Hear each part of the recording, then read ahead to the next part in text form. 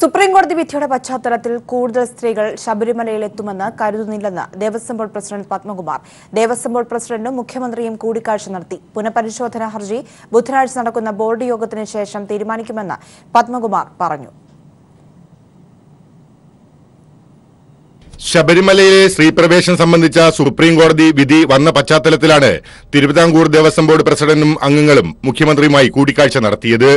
അടുത്ത മണ്ഡലമകരവിളക്ക് കാലത്ത് എന്തെല്ലാം കാര്യങ്ങൾ ബോർഡ് ചെയ്യണമെന്നും സർക്കാരിൽ നിന്നും എന്ത് സഹായങ്ങൾ ലഭിക്കുമെന്നതും ചർച്ചാ വിഷയമായി. സൌകര്യങ്ങൾ വർദ്ധിപ്പിക്കുന്നതിന് നിലയ്ക്കലിൽ 100 ഏക്കർ സ്ഥലം അനുവദിക്കണമെന്ന ആവശ്യം ദേവസ്വം ബോർഡ് ഉയർത്തി. ഇതിന് അനുകൂല നിലപാട് ഉണ്ടാകുമെന്നും മുഖ്യമന്ത്രി ഉറപ്പ് നൽകിയതായും ബോർഡ് പ്രസിഡന്റ് എ പത്മകുമാർ പറഞ്ഞു. സുപ്രീംകോടതി വിധിയുടെ പശ്ചാത്തലത്തിൽ ശബരിമലയിലേക്ക് കൂടുതൽ സ്ത്രീകൾ എത്തുമെന്ന് കരുതുന്നില്ലെന്നും പത്മകുമാർ പറഞ്ഞു. സുപ്രീംകോടതി വിധിയുടെ അടിസ്ഥാനത്തിൽ അമിതമായി സ്ത്രീകൾ വന്നുകളയും എന്നുള്ള ധാരണ ഞങ്ങൾക്കില്ല. ശബരിമലയെ സംബന്ധിച്ചുള്ള ധാരണ, ശബരിമലയിലെ വിശ്വാസ പ്രമാണങ്ങൾ ഇതൊക്കെ കണ്ട് ഉള്ള രീതി തന്നെയായിരിക്കും നമ്മുടെ ഭക്തജനങ്ങൾ തുടരുന്നത് എന്നാണ് ഞങ്ങളുടെ കാഴ്ചപ്പാട്. തന്റെ വീട്ടിലെ സ്ത്രീകൾ ശബരിമലയിൽ പോകുമെന്ന് തോന്നുന്നില്ല. ഇവരുടെ വിശ്വാസത്തിൽ താൻ ഇടപെടുന്നില്ല. ഭൗതികവാദം വളർത്താനല്ല, ക്ഷേത്ര സംരക്ഷണത്തിനും ആചാരപരിപാലനത്തിനുമാണ് ദേവസ്വം ബോർഡ് പ്രസിഡന്റായി സത്യപ്രതിജ്ഞ ചെയ്തതെന്നും അദ്ദേഹം പറഞ്ഞു. ഞങ്ങൾ സത്യപ്രതിജ്ഞ ചെയ്തിട്ടുള്ളത് ഇന്ത്യൻ ഭരണഘടനയ്ക്ക് അനുസരിച്ച് പ്രവർത്തിക്കാമെന്നും അതോടൊപ്പം ആചാരാനുഷ്ഠാനങ്ങൾ നിലനിർത്താനും വേണ്ടിയിട്ടാണ് ദേവസ്വം ബോർഡ് ഞങ്ങൾ പ്രവർത്തിക്കുന്നതിന് വേണ്ടിയിട്ടാണ്. അല്ല, ഇന്നിപ്പോൾ അമ്പലത്തിനകത്ത് വൈരുദ്ധ്യാത്മകവും ചരിത്രപരവുമായ ഭൗതികവാദം നടപ്പിലാക്കാൻ ഞങ്ങളെ ചുമതലപ്പെടുത്തിയിട്ടില്ല. അങ്ങനെ ധാരണ വേണ്ട.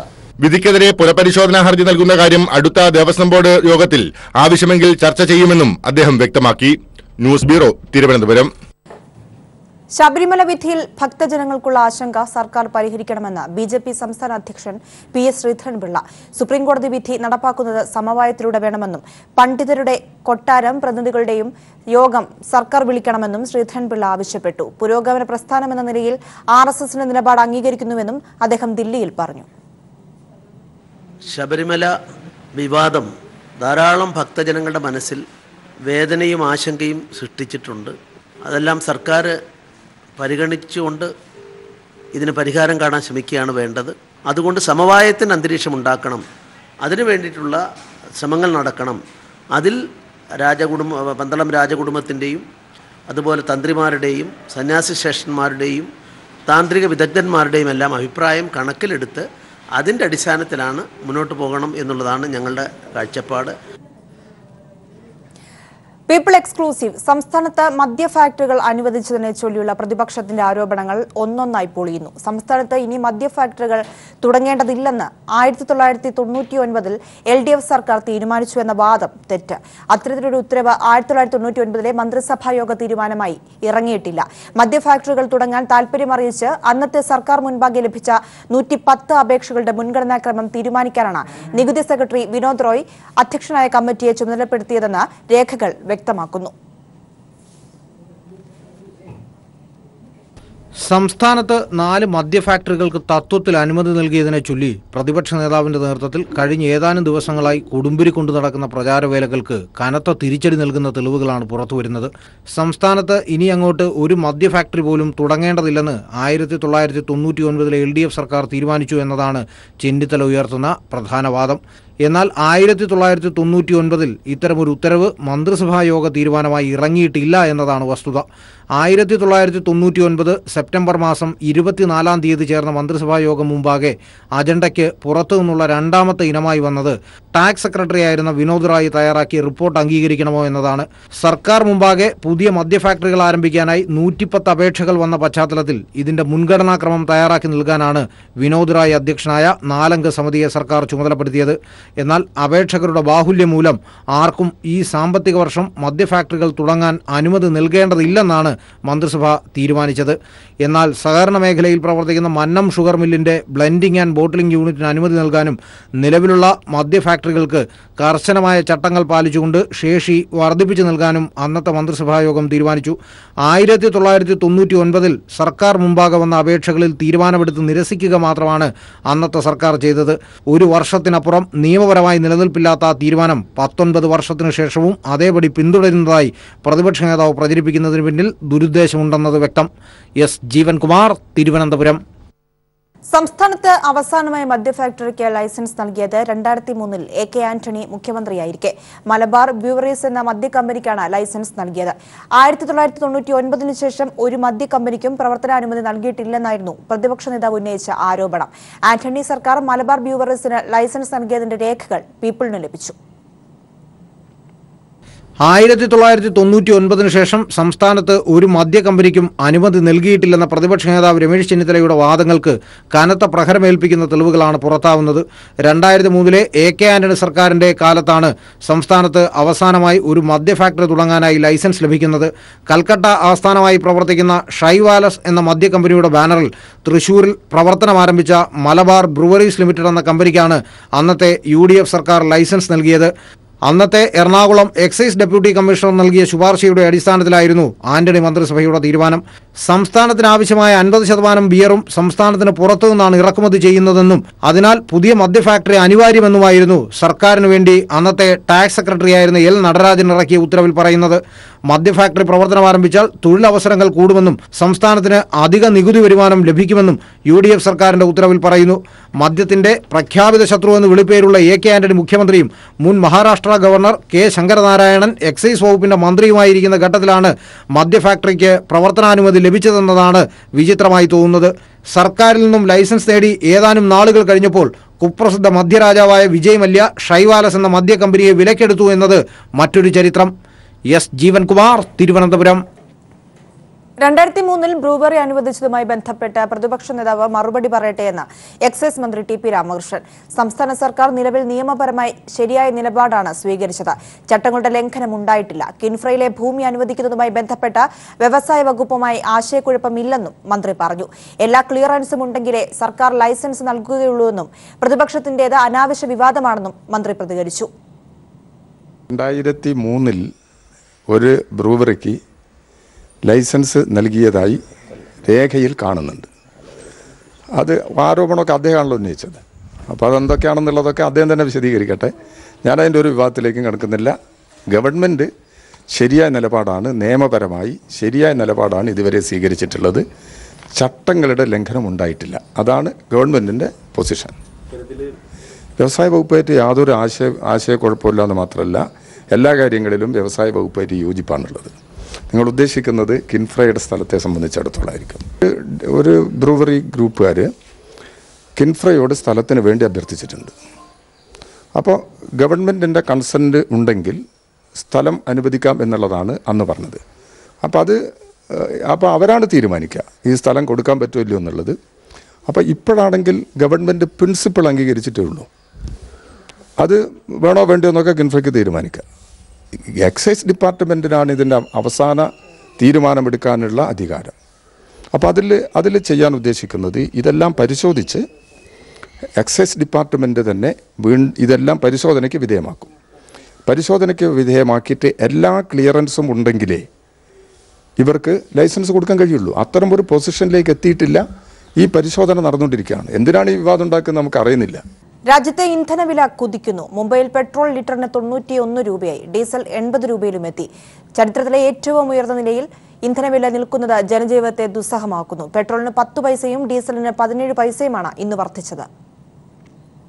അന്താരാഷ്ട്ര വിപണിയിലെ അസംസ്കൃത എണ്ണവിലയുടെ ചാഞ്ചാട്ടമാണ് ഇന്ത്യയിൽ പെട്രോൾ ഡീസൽ വില വർദ്ധിപ്പിക്കുന്നതെന്ന ന്യായീകരണത്തിലാണ് കേന്ദ്ര പെട്രോളിയം മന്ത്രാലയം. ജനജീവിതത്തെ ദുസ്സഹമാക്കി ഇന്ധനവില ക്രമാതീതമായി വർദ്ധിക്കാൻ തുടങ്ങിയിട്ട് ഒരു മാസമാകുന്നു. പെട്രോളിന് 10 പൈസയും ഡീസലിന് 17 പൈസയും വർദ്ധിച്ചതോടെ മുംബൈയിൽ പെട്രോൾ ലിറ്ററിന് 90 രൂപ 84 പൈസയിലെത്തി. ഇതോടെ ഉപഭോക്താവ് 91 രൂപ നൽകേണ്ട അവസ്ഥയിലാണ്. ഡീസൽ വിലയാകട്ടെ 79 രൂപ 40 പൈസയിലുമെത്തി. സംസ്ഥാന വാറ്റ് താരതമ്യേന കുറഞ്ഞ ദില്ലിയിൽ പെട്രോൾ ലിറ്ററിന് 83 രൂപ 49 പൈസയും ഡീസൽ 74 രൂപ 79 പൈസയുമാണ്. അതേസമയം കേന്ദ്ര സർക്കാരിന്റെ എക്സൈസ് ഡ്യൂട്ടി 19 രൂപ 49 പൈസയിൽ തന്നെ തുടരുന്നു. നിലവിലെ സാഹചര്യത്തിൽ എക്സൈസ് ഡ്യൂട്ടി കുറയ്ക്കാനാകില്ലെന്നാണ് കേന്ദ്ര സർക്കാർ നിലപാട്. പകരം ബദൽ മാർഗങ്ങൾ തേടുമെന്ന് ആവർത്തിക്കുന്നു. വിലവർദ്ധനവിന്റെ സാഹചര്യത്തിൽ ഓട്ടോ ടാക്സി അടിസ്ഥാന നിരക്ക് കൂട്ടണമെന്ന് ഈ രംഗത്തെ ട്രേഡ് യൂണിയനുകൾ ആവശ്യപ്പെട്ടു കഴിഞ്ഞു. News bureau, Delhi. Kochi Palluruthy police ചെന്നൈയിൽ അറസ്റ്റ് ചെയ്ത കൊള്ളപ്പലിശക്കാരൻ മഹാരാജ മഹാദേവനെ കൊച്ചിയിലെത്തിച്ചു. കേരളത്തിൽ ഇയാൾ 500 കോടിയുടെ സാമ്പത്തിക ഇടപാട് നടത്തുന്നുണ്ടെന്നാണ് വിവരം. കഴിഞ്ഞ ജൂലൈയിൽ ഇയാളെ പിടികൂടിയെങ്കിലും ഗുണ്ടകൾ പോലീസിനെ ആക്രമിച്ച് മഹാരാജയെ മോചിപ്പിച്ചു. തുടർന്ന് കഴിഞ്ഞ ഏതാനും ദിവസം മുൻപ് ചെന്നൈയിലെത്തിയ പള്ളുരുത്തി പോലീസ് അതിസാഹസികമായി ഇയാളെ അറസ്റ്റ് ചെയ്യുകയായിരുന്നു. ചെന്നൈയിൽ നിന്ന് വിമാനമാർഗം കരിപ്പൂരിലെത്തിച്ച മഹാരാജയെ രാവിലെ 10:30ഓടെയാണ് കൊച്ചിയിലെത്തിച്ചത്. ഏതാനും ദിവസം മുൻപ് ചെന്നൈയിൽ വെച്ച് അറസ്റ്റ് ചെയ്ത ഇയാളെ സേതാപേട്ട് കോടതിയിൽ ഹാജരാക്കിയിരുന്നു. തുടർന്ന് ട്രാൻസിറ്റ് വാറന്റിന്റെ അടിസ്ഥാനത്തിലാണ് പള്ളുരുത്തി സിഐയുടെ നേതൃത്വത്തിലുള്ള പോലീസ് സംഘം ഇയാളെ കൊച്ചിയിലെത്തിച്ചത്.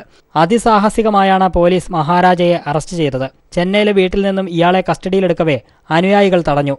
വലിയ സംഘർഷത്തെ തുടർന്ന് പോലീസ് ആകാശത്തേക്ക് വെടിവെച്ചാണ് മഹാരാജയെ പോലീസ് വാഹനത്തിൽ കയറ്റി വിമാനത്താവളത്തിലെത്തിച്ചത്. മഹാരാജയുടെ കൂട്ടാളികളെ നേരത്തെ അറസ്റ്റ് ചെയ്തിരുന്നു. ഇവർ നൽകിയ മൊഴിയുടെ അടിസ്ഥാനത്തിൽ കഴിഞ്ഞ ജൂലൈയിൽ പോലീസ് മഹാരാജയെ പിടികൂടി. തുടർന്ന് കൊച്ചിയിലേക്ക് കൊണ്ടുവരവേ കോയമ്പത്തൂരിൽ വെച്ച് ഗുണ്ടാ സംഘം പോലീസിനെ ആക്രമിച്ച് മഹാരാജയെ മോചിപ്പിച്ചു കൊണ്ടുപോയി. ഈ സാഹചര്യത്തിൽ ആയുധധാരികളായ കൂടുതൽ പോലീസ് സംഘത്തിന്റെ സഹായത്തോടെയാണ് ഇയാളെ അന്വേഷണ സംഘം അറസ്റ്റ് ചെയ്തത്. വ്യവസായിയായ ഫിലിപ്പ് ജേക്കബിന്റെ പരാതിയിലാണ് നടപടി. കേരളത്തിൽ മാത്രം 500 കോടിയുടെ സാമ്പത്തിക ഇടപാട് ഇയാൾ നടത്തിയിട്ടുണ്ടെന്നാണ് വിവരം. വിശദമായി ചോദ്യം ചെയ്യുന്നതിന് ഇയാളെ കസ്റ്റഡിയിൽ വാങ്ങാനാണ് പോലീസിന്റെ തീരുമാനം. News bureau, Kochi. India Pak ബന്ധം കൂടുതൽ വഷളാകുന്നു. പാകിസ്ഥാൻ തീവ്രവാദത്തെ പ്രോത്സാഹിപ്പിക്കുകയാണെന്ന UN പൊതുസഭയിലെ ഇന്ത്യയുടെ പ്രസ്താവനയ്ക്ക് അതേ നാണയത്തിൽ പാകിസ്ഥാൻ മറുപടി നൽകി. അതിർത്തിയിലും കശ്മീരിലും തീവ്രവാദികളും സൈന്യവും ഏറ്റുമുട്ടലുകൾ തുടരുകയും ചെയ്യുന്നതോടെ ഇന്ത്യ പാക് ബന്ധം കൂടുതൽ ഉലയുകയാണ്. രാജ്യത്തെ സമാധാന അന്തരീക്ഷം തകർക്കാൻ ആരെങ്കിലും ശ്രമിച്ചാൽ അവർക്ക് ഉചിതമായ മറുപടി കൊടുക്കുമെന്ന് പ്രധാനമന്ത്രി നരേന്ദ്രമോദി മൻ കി ബാത് പ്രഭാഷണ പരിപാടിയിൽ പറഞ്ഞു. നയതന്ത്ര തലത്തിലും അതിർത്തിയിലും ഇന്ത്യ പാക് ബന്ധം വഷളാവുകയാണ്. UN ജനറൽ അസംബ്ലിയെ പരസ്പരം പഴിചാരലിന്റെ വേദിയാക്കി ഇരു രാജ്യങ്ങളും മാറ്റി. ഇന്ത്യൻ അതിർത്തി കടന്നുള്ള തീവ്രവാദത്തിന് പാകിസ്ഥാൻ പ്രോത്സാഹനം നൽകുന്നുവെന്ന സുഷമ സ്വരാജിന്റെ പ്രസ്താവനയ്ക്ക് ഇന്ത്യയാണ് തീവ്രവാദത്തെ പ്രോത്സാഹിപ്പിക്കുന്നതെന്നായിരുന്നു പാക് മറുപടി. പാകിസ്ഥാനിലെ തീവ്രവാദത്തിന് ഇന്ത്യ പണം നൽകി പ്രോത്സാഹനം നൽകുന്നുവെന്നും പാകിസ്ഥാൻ ആരോപിച്ചു. കശ്മീരിലെ മനുഷ്യാവകാശ ലംഘനങ്ങളെക്കുറിച്ച് അന്താരാഷ്ട്ര സമൂഹം ചർച്ച ചെയ്യണമെന്നും പൊതുസഭയിൽ ഇന്ത്യക്ക് മറുപടിയായി പാക് വിദേശകാര്യമന്ത്രി ഷാ മുഹമ്മദ് ഖുറേഷി പറഞ്ഞു. മുംബൈ ഭീകരാക്രമണത്തിന് പിന്നിലെ തീവ്രവാദികളെ പാകിസ്ഥാൻ സംരക്ഷിക്കുകയാണെന്ന സുഷമ സ്വരാജിന്റെ പ്രസ്താവനയ്ക്ക് പെഷവാർ സ്കൂൾ ആക്രമണത്തിന് പിന്നിൽ ഇന്ത്യയാണെന്നായിരുന്നു പാക് മറുപടി. അതിർത്തിയിലും സംഘർഷം വർദ്ധിക്കുകയാണെന്ന് സമീപ ദിവസങ്ങളിലെ സൈനികരുടെ കൊലപാതകങ്ങൾ വ്യക്തമാക്കുന്നു. ഇന്നും ഭീകരാക്രമണത്തിൽ ജമ്മു കാശ്മീരിലെ ഷോപ്പിയാനിൽ ഒരു പോലീസുകാരൻ കൊല്ലപ്പെട്ടു. പാകിസ്ഥാനുമായി സമാധാന ചർച്ചയാകാമെന്ന് പറഞ്ഞിരുന്നെങ്കിലും ചർച്ചയിൽ നിന്ന് ഇന്ത്യ പിന്നീട് പിന്മാറുകയായിരുന്നു. അതിർത്തിയിൽ 3 സൈനികർ കൊല്ലപ്പെട്ടതാണ് കാരണമായി ഇന്ത്യ വ്യക്തമാക്കിയത്. സമാധാന ചർച്ച തീരുമാനിച്ച അന്തരീക്ഷത്തിൽ നിന്നും 10 ദിവസത്തിനിടെ ബന്ധം കൂടുതൽ വഷളായത് പ്രധാനമന്ത്രി എന്ന നിലയിൽ ഇമ്രാൻഖാന് തിരിച്ചടിയാണ്. അതേസമയം പാകിസ്ഥാനുമായി ചർച്ചകൾ നടത്താതിരിക്കുന്നത് കേന്ദ്ര സർക്കാർ തെരഞ്ഞെടുപ്പ് നേട്ടം മുന്നിൽ കണ്ടാണെന്നും വിലയിരുത്തലുകളുണ്ട്. News bureau, Delhi. റഫേൽ കരാറിൽ അനിൽ അംബാനിയുടെ സ്ഥാപനത്തെ ഉൾപ്പെടുത്താൻ പ്രതിരോധ നിയമങ്ങളും ചട്ടങ്ങളും മോദി സർക്കാർ മാറ്റിയെഴുതി. 2016 നിലവിൽ വന്ന പ്രതിരോധ സംഭരണ നടപടി ചട്ടത്തിന്റെ അടിസ്ഥാനത്തിലാണ് അതിന് തൊട്ടുമുൻപുള്ള വർഷമായ 2015 അനിൽ അംബാനിയുടെ കമ്പനിയുമായി കരാർ ഉണ്ടാക്കിയിരിക്കുന്നതെന്ന് രേഖകൾ.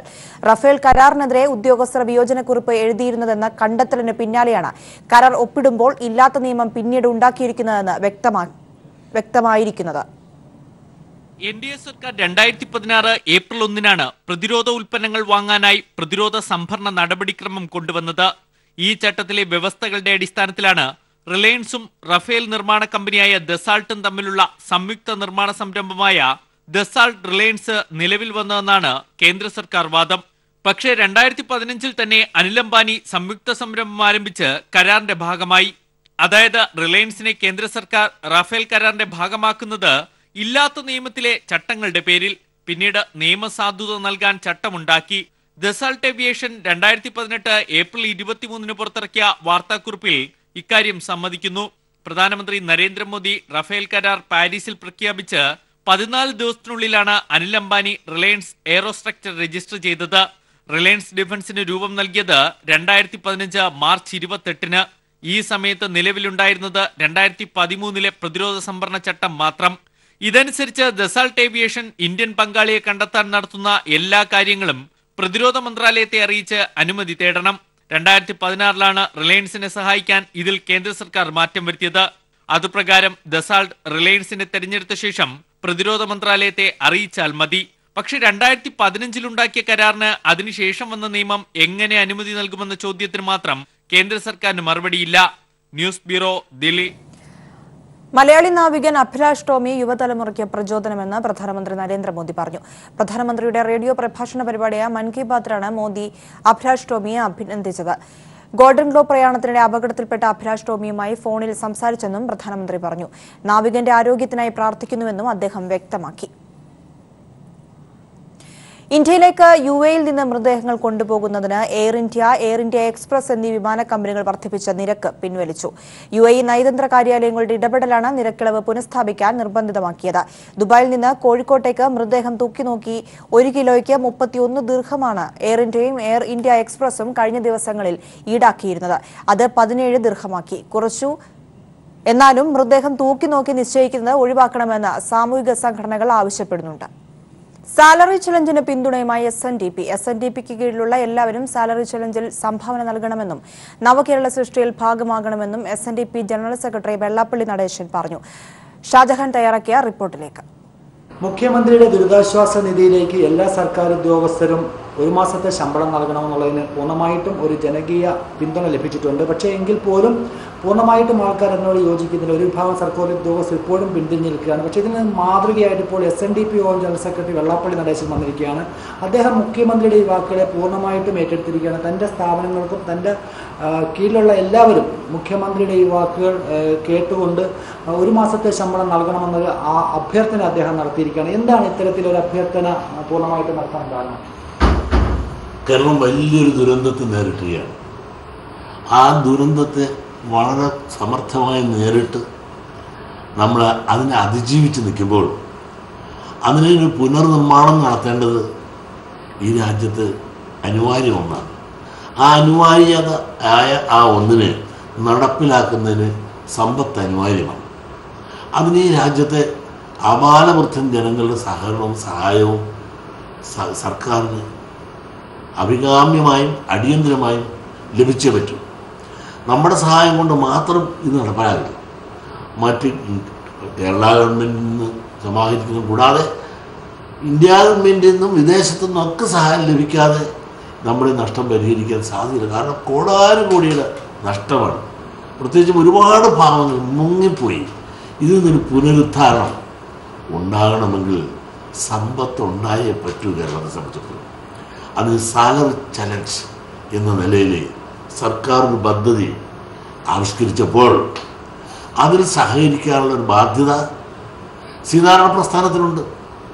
അതുകൊണ്ട് തന്നെ കേരളത്തിലെ SNDP യോഗത്തിൻ്റെ കീഴിലുള്ള എല്ലാ സ്ഥാപനങ്ങളും, SN ട്രസ്റ്റിൻ്റെ കീഴിലുള്ള എല്ലാ സ്ഥാപനങ്ങളും, ശാഖായോഗത്തിൻ്റെ കീഴിലുള്ളത്, യൂണിയൻ്റെ കീഴിലുള്ളത്, അങ്ങനെ സീതാരാമ പ്രസ്ഥാനങ്ങളുടെ എല്ലാം കീഴിൽ പ്രവർത്തിക്കുന്ന 7 സ്ഥാപനങ്ങളിലെല്ലാം തന്നെ ഉള്ള ഉദ്യോഗം വഹിക്കുന്ന പ്രിയമുള്ള സഹോദരി സഹോദരന്മാരെ മുഖ്യമന്ത്രിയുടെ സാലറി ചലഞ്ച് പദ്ധതിയിൽ സഹകരിച്ച് സഹായിക്കണമെന്ന് ഞാൻ വിനീതമായി SNDP യോഗം ജനറൽ സെക്രട്ടറി എന്ന നിലയിൽ നിങ്ങളോട് അപേക്ഷിക്കുന്നു, അഭ്യർത്ഥിക്കുന്നു.